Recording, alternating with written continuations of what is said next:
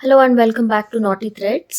ಇವತ್ತು ಒಂದು double colour design ನ ಸೀರೆಗೆ ಹಾಕ್ತಾ ಇದ್ದೀನಿ. ಈ ಡಿಸೈನ್ ಆಲ್ರೆಡಿ ನಾನು ಶೇರ್ ಮಾಡಿದ್ದಿದೆ, ಬಟ್ ಅದು ಲೇಸ್ಗೆ ಹಾಕಿದ್ದು ಸ್ಯಾಂಪಲ್ ವರ್ಕ್ ಅಂತ. ಅಂಡ್ ಅದರಲ್ಲಿ ಸುಮಾರು ಜನ ನೀವು ಕಾಮೆಂಟ್ಸ್ ಮಾಡಿದ್ರಿ ಸೀರೆಗೆ ಹಾಕಿದ್ರೆ ಹೇಗಿರುತ್ತೆ ಅಂತ ತೋರಿಸಿ ಅಂತ ಹೇಳ್ಬಿಟ್ಟು. ಸೊ ಅದಕ್ಕಾಗಿ ನಾನು ಈ ಡಿಸೈನ್ ನ ಸೀರೆಗೆ ಹಾಕ್ಬಿಟ್ಟು ತೋರಿಸ್ತಾ ಇದ್ದೀನಿ.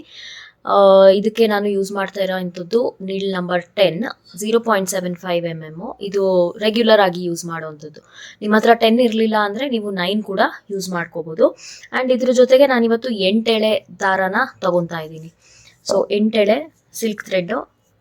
ನಾನಿಲ್ಲಿ ಬೇರೆ ಇನ್ನೇನು ಸಿಗಲಿಲ್ಲ ಅರ್ಜೆಂಟ್ಗೆ ಅಂತ ನಾನು ಬಾಟಲ್ಗೆ ಸುತ್ಕೊಂಡಿದ್ದೀನಿ. ಸೊ ಇದರಲ್ಲಿ 6 ಎಳೆ ಇದೆ ಆ್ಯಂಡ್ ಇದು 2 ಇದೆ. ಸೊ 6 + 2 8. ಈ ಬೇಸ್ ಲೈನ್ ಒಂದು ಸ್ವಲ್ಪ ಡಿಫ್ರೆಂಟ್ ಆಗಿ ಹಾಕೋದು ಈ ಡಿಸೈನ್ಗೆ. ಸೊ ಹಾಗಾಗಿ ಇದಕ್ಕೆ 8 ಎಳೆ ತಗೊಂಡ್ರೆ ಬೇಸ್ ಲೈನ್ ಒಂದು ಸ್ವಲ್ಪ ಸ್ಟಿಫ್ ಆಗಿ ನೀಟಾಗಿ ಬರುತ್ತೆ. ಸೊ ಇಲ್ಲಿ ನೋಡಿ, ಇದೆಲ್ಲ 8 ಎಳೆಗೂ ಸೇರಿಸ್ಬಿಟ್ಟು ನಾನು ಈ ರೀತಿ ಗಂಟನ್ನ ಹಾಕೊಂಡಿದ್ದೀನಿ.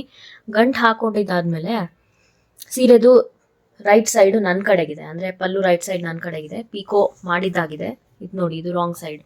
ಸೊ ನಿಮ್ಮ ಕಡೆಗೆ ಪಲ್ಲು ಸೈಡ್ ಇಟ್ಕೊಂಡು ನೀವು ಸ್ಟಾರ್ಟ್ ಮಾಡಬೇಕು. ಸೊ ಇಲ್ಲಿ 2 ಆಪ್ಷನ್ಸ್ ಇದೆ ನಿಮಗೆ. ಪಲ್ಲು ಯಾವ ಕಲರ್ ಇರುತ್ತೆ ನೀವು ಅದೇ ಕಲರಲ್ಲಿ ಬೇಕಾದರೆ ಫಸ್ಟ್ ಲೈನ್ ಹಾಕ್ಬೋದು, ಆರ್ ನಿಮಗೆ ಕಾಂಟ್ರಾಸ್ಟಲ್ಲಿ ಕೂಡ ಹಾಕ್ಬೋದು. ಸೊ ನಾನು ಕಾಂಟ್ರಾಸ್ಟ್ ಕಲರಲ್ಲಿ ಹಾಕ್ತೀನಿ. ಸೊ ಇದು ಬಂದು ಕಾಂಟ್ರಾಸ್ಟ್ ಕಲರ್. ಇಲ್ಲಿ ನೀವು ನೋಡ್ಬೋದು ಸೀರೆದ ಬಾಡಿ ಬಂದ್ಬಿಟ್ಟು ಈ ರೀತಿ ಡಾರ್ಕ್ ಗ್ರೀನ್ ಇದೆ. ಸೊ ಹಾಗಾಗಿ ನಾನು ಡಾರ್ಕ್ ಗ್ರೀನ್ ಕಲರ್ನ ತಗೊಂಡಿದ್ದೀನಿ. ಇದು ಕೂಡ 8 ಎಳೆ ಇದೆ. ಸೊ ಇದೆಲ್ಲ ಸ್ವಲ್ಪ ಸ್ವಲ್ಪ ಉಳಿದಿರೋಂಥ ದಾರಗಳೆಲ್ಲ ಇವಾಗ ಈ ಸೀರೆಗೆ ಹಾಕಿದ್ರೆ ಖಾಲಿ ಆಗೋಗ್ಬಿಡುತ್ತೆ. ಸೊ ಈ ರೀತಿ ನಾನು ಸ್ವಲ್ಪ ಸ್ವಲ್ಪ ಉಳಿದಾಗೆಲ್ಲ ಅದನ್ನು ಒಂದು ಕಡೆಗೆ ಕೂಡಿಟ್ಕೊತೀನಿ. ಆ್ಯಂಡ್ ಈ ರೀತಿ ಡಿಸೈನ್ಸ್ಗೆ ಎಲ್ಲ ಯೂಸ್ ಮಾಡಿಕೊಂಡು ಖಾಲಿ ಮಾಡಿಬಿಡ್ತೀನಿ. ಸೊ ಹಾಗೆ ಮಾಡಿದಾಗ ನಮಗೆ ಥ್ರೆಡ್ಡು ಜಾಸ್ತಿ ವೇಸ್ಟ್ ಆಗಲ್ಲ. ಸೊ ನೋಡಿ, ಈ ಕಲರ್ ಪಲ್ಲು ಇರೋದ್ರಿಂದ ನಾನು ಕಾಂಟ್ರಾಸ್ಟ್ ಕಲರ್ ಬೇಸ್ ಲೈನ್ನ ಹಾಕ್ತಿದ್ದೀನಿ. ಗಂಟು ಹಾಕ್ಕೊಂಡಿದ್ದಾಗಿದೆ. ಸೀರೆದು ರೈಟ್ ಸೈಡ್ ನನ್ನ ಕಡೆಗೆ ಇಟ್ಕೊಂಡು ಫಸ್ಟು ಗಂಟನ್ನು ಫಿಕ್ಸ್ ಮಾಡ್ಕೋತೀನಿ. ಈ ರೀತಿ ಗಂಟನ್ನು ಕಾರ್ನರ್ಗೆ ಫಿಕ್ಸ್ ಮಾಡಿಕೊಂಡು ಫಸ್ಟು 3 ಚೈನ್ಸ್ ಹಾಕ್ಕೊತಾ ಇದ್ದೀನಿ. ಈ 3 ಚೈನ್ಸ್ ಬಂದು ಒಂದು ಟ್ರಿಪಲ್ ಕ್ರೋಶೆ ಲೆಕ್ಕ, ಅದಾದಮೇಲೆ ಒಂದು ಎಕ್ಸ್ಟ್ರಾ ಚೈನು. ಸೊ ಟೋಟಲ್ ಆಗಿ 4 ಚೈನ್ ಹಾಕೊಂಡಿದ್ದಾಗಿದೆ. ಅದಾದಮೇಲೆ ಒಂದು ಟ್ರಿಪಲ್ ಕ್ರೋಶೆ. ಇವಾಗ ನಾವೆಲ್ಲಿ ಗಂಟನ್ನ ಫಿಕ್ಸ್ ಮಾಡಿರ್ತೀವಿ ಅದಕ್ಕೆ ಕರೆಕ್ಟಾಗಿ ಪಕ್ಕದಲ್ಲೇನೆ ಒಂದು ಟ್ರಿಪಲ್ ಕ್ರೋಶೆನ ಹಾಕೋಬೇಕು.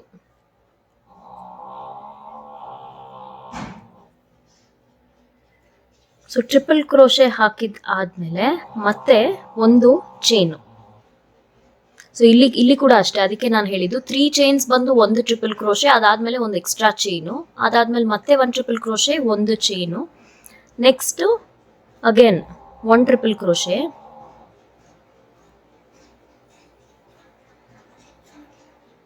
ಸೊ ಅಲ್ಲಿಗೆ ಟೋಟಲ್ ಆಗಿ 3 ಟ್ರಿಪಲ್ ಕ್ರೋಶೆ, ಮಧ್ಯದಲ್ಲಿ ಒಂದೊಂದು ಚೈನ್ ಹಾಕಿದ್ದಾಗಿದೆ. ನೋಡಿ, ಈ ರೀತಿ ಕಾಣಿಸುತ್ತೆ. ಅದಾದಮೇಲೆ ಕಂಟಿನ್ಯೂ ಮಾಡಿ 2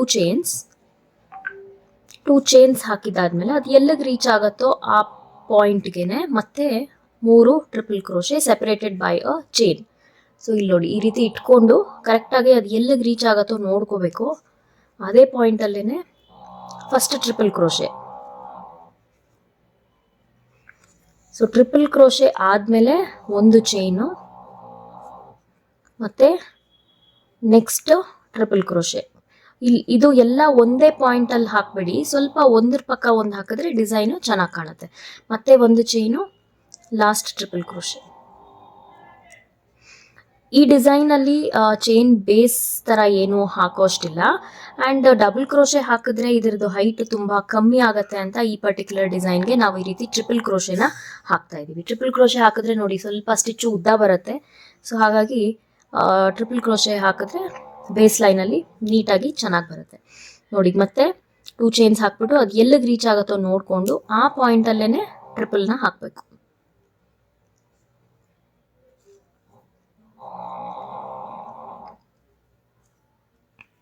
ಮತ್ತೆ ಒಂದು ಚೈನ್, ನೆಕ್ಸ್ಟ್ ಟ್ರಿಪಲ್ ಕ್ರೋಶೆ ಅದರ ಪಕ್ಕದಲ್ಲಿ. ಸೊ ಇದೇ ರೀತಿ ಬೇಸ್ ಲೈನ್ ಕಂಟಿನ್ಯೂ ಆಗುತ್ತೆ.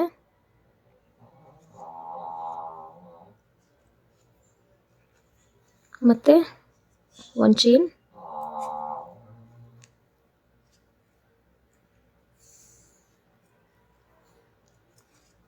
ನೋಡಿ ಈ ರೀತಿ.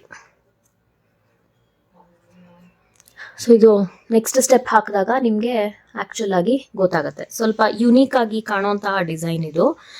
ನನಗಂತೂ ಪರ್ಸ್ನಲ್ ಫೇವ್ರೆಟ್. ಸೊ ಖಂಡಿತ ನೀವು ಟ್ರೈ ಮಾಡಿ, ಹೇಗೆ ಅನ್ನಿಸ್ತು ಅಂತ ಕಾಮೆಂಟ್ ಮಾಡಿ ತಿಳಿಸೋದನ್ನ ಮರಿಬೇಡಿ. ಸೊ ಇದೇ ರೀತಿ ನಾನು ಬೇಸ್ ಲೈನ್ನ ಕಂಟಿನ್ಯೂ ಮಾಡ್ತೀನಿ. ಇದಾದ್ಮೇಲೆ ಸೆಕೆಂಡ್ ಲೈನ್ ಹೇಗೆ ಹಾಕೋದು ಅಂತ ನೋಡೋಣ. ಸೊ ಇಲ್ಲಿ ಬೇಸ್ ಲೈನ್ನ ಫಿನಿಶ್ ಮಾಡಿ ಸೀರೆನ ಟರ್ನ್ ಮಾಡ್ಕೊಂಡಿದ್ದೀನಿ. ಆ್ಯಂಡ್ ಇಲ್ಲಿ ವರ್ಕ್ನ ಸ್ಟಾಪ್ ಮಾಡೋದಕ್ಕೆ ನಾನು ಈ ರೀತಿ ಪ್ಲಾಸ್ಟಿಕ್ ಸ್ಟಿಚ್ ಮಾರ್ಕರ್ನ ಯೂಸ್ ಮಾಡ್ಕೋತಿದ್ದೀನಿ.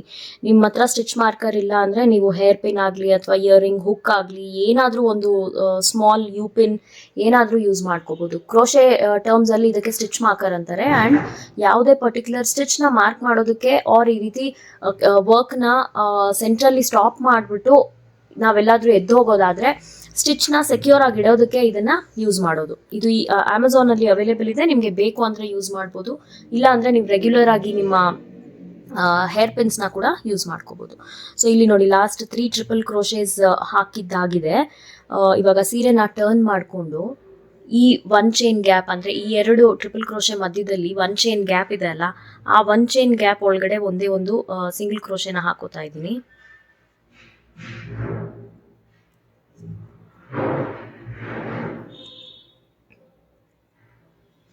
ಸೊ ಇದು ಒಂದು ಸಿಂಗಲ್ ಕ್ರೋಶೆ ಹಾಕಿದ್ದಾದ್ಮೇಲೆ, ಸಾರಿ ದಾರ ಬಿಟ್ಕೊಂತು. ಸೊ ಇದು ಒಂದು ಸಿಂಗಲ್ ಕ್ರೋಶೆ, ಇದಾದ್ಮೇಲೆ 5 ಚೈನ್ಸ್ 2 3 4 ಆ್ಯಂಡ್ 5 ಚೈನ್ಸ್ ಹಾಕಿದ್ದಾದ್ಮೇಲೆ ಮತ್ತೆ ಇದು ಇನ್ ಬಿಟ್ವೀನ್ ಸೆಕೆಂಡ್ ಆ್ಯಂಡ್ ಥರ್ಡ್ ಒಂದು ಚೈನ್ ಗ್ಯಾಪ್ ಇದೆ ಅಲ್ವಾ, ಆ ಚೈನ್ಗೆ ಒಂದು ಸಿಂಗಲ್ ಕ್ರೋಶೆ ಮತ್ತೆ. ಸೊ ಅವಾಗ ಏನಾಗುತ್ತೆ, ಇದು ಒಂದು ಸ್ಮಾಲ್ ಲೂಪ್ ಥರ ಫಾರ್ಮ್ ಆಗುತ್ತೆ ನಮಗೆ. ಆ್ಯಂಡ್ ಇಲ್ಲಿ ಈ 2 ಚೈನ್ ಗ್ಯಾಪಲ್ಲಿ 2 ರಿಂದ 3 ಸಿಂಗಲ್ ಕ್ರೋಶೆನ ಹಾಕೋಬೋದು. 2 2 ಆರ್ 3 ಹಾಕಿದ್ರೂ ತಪ್ಪೇನಿಲ್ಲ. ಸೊ ಇಲ್ಲಿ 3 ಸಿಂಗಲ್ ಕ್ರೋಶೆನ ಹಾಕ್ತಾ ಇದ್ದೀನಿ. And then continue. ಮತ್ತೆ ಈ 2 ಸ್ಟಿಚ್ ಮಧ್ಯದಲ್ಲಿ ಒಂದು ಸಿಂಗಲ್ ಕ್ರೋಶೆ, ಅಗೇನ್ 1 2 3 4 5 ಚೈನ್ಸ್, ಮತ್ತೆ single crochet in between second and third triple crochet. ಅದಾದಮೇಲೆ ಈ 2 ಚೈನ್ ಗ್ಯಾಪಲ್ಲಿ 3 ಸಿಂಗಲ್ ಕ್ರೋಶೆ. 2 ಹಾಕ್ಬೋದು, 3 ಹಾಕ್ಬೋದು, there is nothing wrong. So ಈ ಸ್ಟೆಪ್ಪಲ್ಲಿ ಈ ರೀತಿ ನಾವು ಚೈನ್ ಫಾರ್ಮೇಷನ್ ಆರ್ ಲೂಪ್ ಫಾರ್ಮೇಷನ್ನ ಮಾಡ್ಕೋಬೇಕಾಗತ್ತೆ. ನೆಕ್ಸ್ಟ್ ಸ್ಟೆಪ್ಪಲ್ಲಿ ನಾವು ಕಲರ್ನ ಚೇಂಜ್ ಮಾಡಿಕೊಂಡು ಫೈನಲ್ ಸ್ಟೆಪ್ ಹಾಕೋದು. ಸೊ ಇಲ್ಲಿವರೆಗೂ ಈ ರೀತಿ ಕಾಣುತ್ತೆ. ಬಟ್ ಇದರದ್ದು ಈ ಸ್ಟಿಚ್ ಆರ್ ಈ ಡಿಸೈನ್ದು ಆ್ಯಕ್ಚುಲ್ ಬ್ಯೂಟಿ ಬಂದು ಫೈನಲ್ ಸ್ಟೆಪ್ ಆದಮೇಲೆ 4 5. ಸೊ 5 to 6 ಚೈನ್ಸ್ ಕೂಡ ಹಾಕ್ಬೋದು depending on your chain size. So ಮತ್ತೆ 1 2 ಆ್ಯಂಡ್ 3.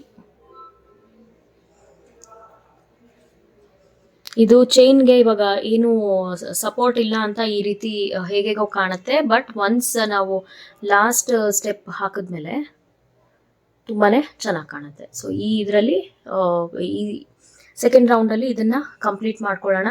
ಲಾಸ್ಟಲ್ಲಿ ರೀಚ್ ಆದಮೇಲೆ ನಾನು ಥ್ರೆಡ್ನ ಕಟ್ ಮಾಡಿಕೊಂಡು ಬೇರೆ ನೆಕ್ಸ್ಟ್ ಕಲರ್ ಅಂದರೆ ಈ ಪಿಂಕ್ ಕಲರ್ನ ಜಾಯಿನ್ ಮಾಡ್ಕೋತೀನಿ. ಸೊ ಇಲ್ಲಿ ಸೆಕೆಂಡ್ ಸ್ಟೆಪ್ ಹಾಕಿದ್ದಾಗಿದೆ. ಇಲ್ಲಿ ದಾರನ ಕಟ್ ಮಾಡ್ಕೊಂಡಿದ್ದೀನಿ. ಇದಕ್ಕೇನೆ ನಾನಿಲ್ಲಿ ನೆಕ್ಸ್ಟ್ ಕಲರ್ನ ಈ ರೀತಿ ನಾಟ್ ಮಾಡಿಕೊಂಡು ಆ್ಯಡ್ ಮಾಡ್ಕೊತೀನಿ.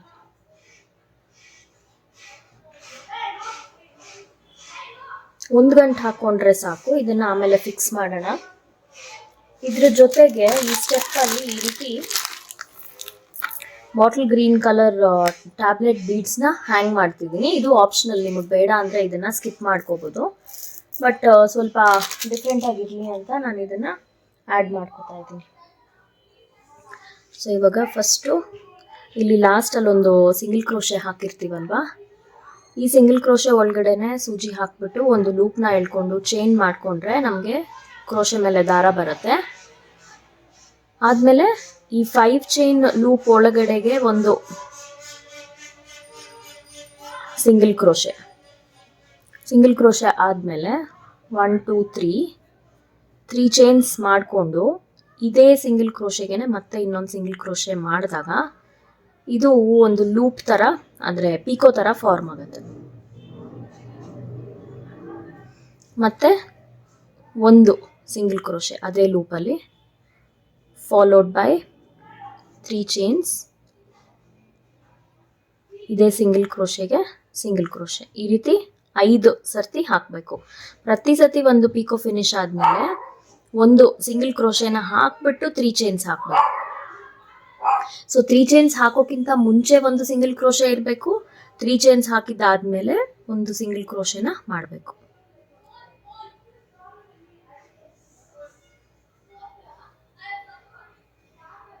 ಮತ್ತೆ ಒಂದು ಸಿಂಗಲ್ ಕ್ರೋಶೆ, 3 ಚೈನ್ಸ್, ಮತ್ತೆ ಇದಕ್ಕೆ ಸಿಂಗಲ್ ಕ್ರೋಶೆ. ಸೊ ಇಲ್ಲಿ 1 2 3 4 ಪೀಕೋಸ್ ಆಗಿದೆ ಅಲ್ವಾ. ಇನ್ನೊಂದು ಸಿಂಗಲ್ ಕ್ರೋಶೆ, 1 2 3, ಇದಕ್ಕೆ ಮತ್ತೊಂದು ಸಿಂಗಲ್ ಕ್ರೋಶೆ. ಸೊ ಇಲ್ಲಿಗೆ ನೋಡಿ ಈ ರೀತಿ ಒಂದು ಪುಟ್ಟ ಆರ್ಚ್ ಥರ ಫಾರ್ಮ್ ಆಗುತ್ತೆ. ಇದೊಂಥರ ತುಂಬ ಯೂನಿಕ್ ಆಗಿರುವಂತಹ ಡಿಸೈನು. ಆ್ಯಂಡ್ ಇದು ಸೀರೆ ಒಂದು ವೆರಿ ನಾಜೂಕಾಗಿ ಅಂದರೆ ಒಂಥರ ಸ್ಟ್ರೈಪ್ಸ್ ಪ್ಯಾಟರ್ನ್ ಇದೆ ಅಲ್ವಾ. ಸೊ ಅದಕ್ಕಾಗಿ ನಾನು ಈ ಡಿಸೈನ್ನ ಚೂಸ್ ಮಾಡಿರೋದು. ಸೊ ಇಲ್ಲಿ ನನಗೆ ಈ ಹ್ಯಾಂಗಿಂಗ್ ಹಾಕಬೇಕು ಅಂತಲೇ ನಾನು ಆಡ್ ನಂಬರ್ ಆಫ್ ಸಿಂಗಲ್ ಕ್ರೋಶೇಸ್ನ ಹಾಕಿರೋದು. ಆಡ್ ನಂಬರ್ ಅಂದರೆ ನೋಡಿ ಸೆಂಟ್ರಲ್ಲಿ 3 ಇದೆ ಅಲ್ವಾ, ಇದನ್ನ ಸ್ಕಿಪ್ ಮಾಡ್ಕೊಂಬಿಡೋಣ. ಸೊ ಈ ಸೆಂಟರ್ 3 ಹಾಕಿರ್ತೀವಲ್ವಾ, ಅದರದ್ದು ಫಸ್ಟ್ ಸಿಂಗಲ್ ಕ್ರೋಶೆ ಮೇಲೆ ಒಂದು ಸಿಂಗಲ್ ಕ್ರೋಶೆ ಮಾಡಿಕೊಂಡು ಇದನ್ನ ಉದ್ದ ಎಳೆದಿಟ್ಕೋಬೇಕು. ಎಳೆದಿಟ್ಕೊಂಡು ಒಂದು ಟ್ಯಾಬ್ಲೆಟ್ ಬೀಡ್ನ ಈ ರೀತಿ ಕ್ರೋಶೆ ಒಳಗೆ ತಗೊಂಡು ಇದನ್ನ ಸ್ಲೈಡ್ ಮಾಡ್ಕೋಬೇಕು. ಒಳಗಡೆ ಸ್ಲೈಡ್ ಮಾಡಿಕೊಂಡು ಇದನ್ನ ಚೈನ್ ಹಾಕಿ ಲಾಕ್ ಮಾಡಿಕೊಂಡು ನೆಕ್ಸ್ಟ್ ಸಿಂಗಲ್ ಕ್ರೋಶೆನ ಸ್ಕಿಪ್ ಮಾಡಿ 3ನೇದ್ರೊಳಗಡೆ ಈ ರೀತಿ ಸಿಂಗಲ್ ಕ್ರೋಶೆನ ಮಾಡಬೇಕು. ಅವಾಗ ನೋಡಿ ಇದು ನೀಟಾಗಿ ಹ್ಯಾಂಗ್ ಆಗುತ್ತೆ. ಸೊ ನಾವು ಜನರಲಿ ಎನಿ ಹ್ಯಾಂಗಿಂಗ್ ಇದೇ ಮೆಥಡಲ್ಲಲ್ವಾ ಹಾಕೋದು, ಅದೇ ಮೆಥಡ್ನೇ ನಾನು ಫಾಲೋ ಮಾಡ್ತಾ ಇರೋದು. ಸೊ ಈ ಹ್ಯಾಂಗಿಂಗು ನಿಮಗೆ ಬೇಕು ಅಂದರೆ ಪ್ರತಿ ಒಂದು ಇದು ಆದಮೇಲೆ ಕೂಡ ಹಾಕ್ಬೋದು. ಇಲ್ಲಿ ನಾನು ಆಲ್ಟರ್ನೇಟ್ ಅಲ್ಲ ಅಂದರೆ ಆಫ್ಟರ್ ಎವ್ರಿ 2 ಆರ್ಚಸ್ ಹಾಕೋತಾ ಇದ್ದೀನಿ. ಟೂ ಮಚ್ ಆಗೋದು ಬೇಡ ಅಂತ ಅಷ್ಟೆ. ತುಂಬ ಹತ್ರ ಆದ್ರೂ ಅದಷ್ಟು ಅದ್ರದ್ದು ಲುಕ್ಕೇ ಸ್ಪಾಯ್ಲ್ ಆಗೋಗುತ್ತೆ, ಟೂ ಕ್ಲಮ್ಸಿ ಅನ್ಸ್ಬಿಡುತ್ತೆ. ಸೊ ಹಾಗಾಗಿ ಈಗ ಮತ್ತೆ ಈ 5 ಚೈನ್ ಬ್ಲಾಕ್ ಒಳಗಡೆ ಒಂದು ಸಿಂಗಲ್ ಕ್ರೋಶೆ ಮಾಡಿ ಒಂದು ಪೀಕೋ ಹಾಕಿದ್ದೀನಿ. ಸೇಮ್ ರಿಪೀಟ್ ಮಾಡ್ಕೋಬೇಕು. ಸ್ಟೆಪ್ಸಲ್ಲಿ ಏನೂ ಡಿಫ್ರೆನ್ಸ್ ಇಲ್ಲ, ಬೀಡ್ ಎಲ್ಲಿ ಹಾಕ್ತಾ ಇದ್ದೀನಿ ಅನ್ನೋದು ಮಾತ್ರನೇ ಡಿಫ್ರೆಂಟ್ ಅಷ್ಟೆ.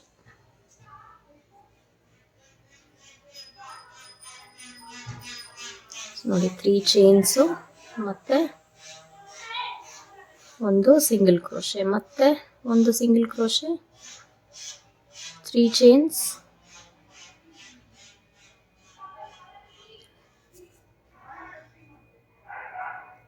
Single crochet.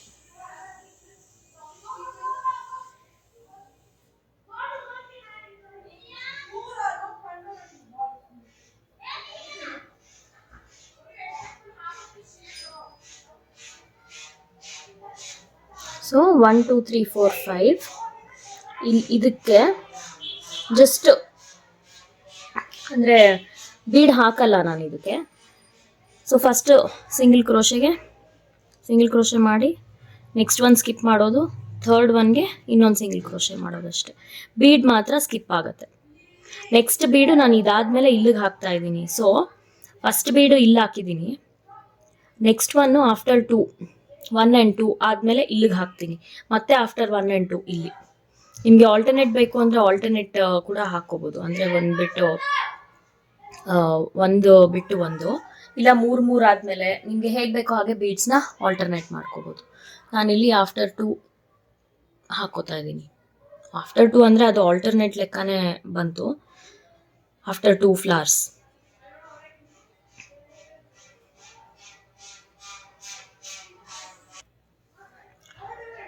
ಸೊ ನಾನಿಲ್ಲಿ ಒಂದು ಸ್ಮಾಲ್ ಗೋಲ್ಡ್ ಬೀಡ್ನ ಹಾಕಿದ್ದೀನಿ, ಸುಮ್ಮನೆ ಹಾಗೆ ಸಿಂಗಲ್ ಕ್ರೋಶೆ ಹಾಕೋ ಬದಲು. ಸೊ ಆಲ್ಟರ್ನೇಟ್ ಪ್ಯಾಟರ್ನ್ನ ಫಾಲೋ ಮಾಡ್ತಿದ್ದೀನಿ ನೋಡಿ. ಒಂದಕ್ಕೆ ಈ ಗ್ರೀನ್ ಟ್ಯಾಬ್ಲೆಟ್ ಹ್ಯಾಂಗಿಂಗು, ನೆಕ್ಸ್ಟ್ ಇದಕ್ಕೆ ಜಸ್ಟ್ ಒಂದು ಗೋಲ್ಡ್ ಬೀಡು, ತಿರ್ಗಾ ನೆಕ್ಸ್ಟ್ ಇದಕ್ಕೆ ಹ್ಯಾಂಗಿಂಗು. ಸೊ ಇದು ಗೋಲ್ಡ್ ಬೀಡ್ ಹೇಗೆ ಹಾಕೋದು ಅಂದರೆ ಸೇಮ್, ಇನ್ಸ್ಟೆಡ್ ಆಫ್ ಹ್ಯಾಂಗಿಂಗು ನೀವು ಗೋಲ್ಡ್ ಬೀಡ್ನ ಹಾಕೋಬೇಕಷ್ಟೆ. ಸೊ ಫಸ್ಟ್ ಸಿಂಗಲ್ ಕ್ರೋಶೆ ಒಳಗಡೆ ಒಂದು ಸಿಂಗಲ್ ಕ್ರೋಶೆನ ಮಾಡಿಕೊಂಡು ಒಂದು 2 or 3 mm ಸೈಜ್ ಗೋಲ್ಡ್ ಬೀಡ್ನ ಈ ರೀತಿ ಪೋಣಿಸ್ಕೊಂಡು ಇದಕ್ಕೆ ಲಾಕ್ ಮಾಡ್ಕೋಬೇಕು. ಪುಷ್ ಮಾಡಿ ಲಾಕ್ ಮಾಡಿದಾದ್ಮೇಲೆ ಥರ್ಡ್ ಸಿಂಗಲ್ ಕ್ರೋಶೆ ಒಳಗಡೆ ಸಿಂಗಲ್ ಕ್ರೋಶೆ. ಸೊ ಇಲ್ಲಿ ಫಸ್ಟ್ ಆ್ಯಂಡ್ ಥರ್ಡ್ ಅಂತ ನಾನು ಯಾಕೆ ಮೆನ್ಷನ್ ಮಾಡ್ತಾ ಇದ್ದೀನಿ ಅಂದರೆ ಆ 2 ಚೈನ್ ಗ್ಯಾಪಲ್ಲಿ ನಾವು ಹಾಕಿದ್ದು 3 ಸಿಂಗಲ್ ಕ್ರೋಶೆ. ಸೊ ಆ 3 ಸಿಂಗಲ್ ಕ್ರೋಶೆಯಲ್ಲಿ ಫಸ್ಟ್ ಆ್ಯಂಡ್ ಲಾಸ್ಟಲ್ಲಿ ನಾನು ಸಿಂಗಲ್ ಕ್ರೋಶೆನ ಮಾಡ್ಕೋತಾ ಇರೋದು ಫಾರ್ ಬೋತ್.